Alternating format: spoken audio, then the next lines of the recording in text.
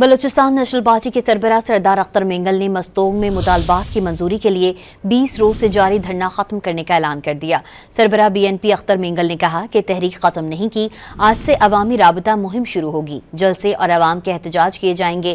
پہلے مرحلے میں مستونگ، قلات، خوزدار، سوراب میں، دوسرے مرحلے میں تربت، گوادر، مکران میں اور تیسرے مرحلے میں نصیر آباد، جعفر آباد، ڈیرہ مراد جمالی اور دیگر علاقوں میں احتجاجی جلسے ہوں گے۔ سابق چیئرمین سینیٹ صادق سنجرانی نے اختر مینگل سے ٹیلی فونک رابطہ کر کے دھرنا ختم کرنے پر شکریہ ادا کیا اور اسے بہترین فیصلہ قرار دیا۔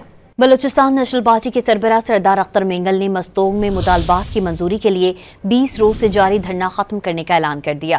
سربراہ B N P Akhtar Mengal نے کہا کہ تحریک ختم نہیں کی، آج سے عوامی رابطہ مہم شروع ہوگی، جلسے اور عوام کے احتجاج کیے جائیں گے۔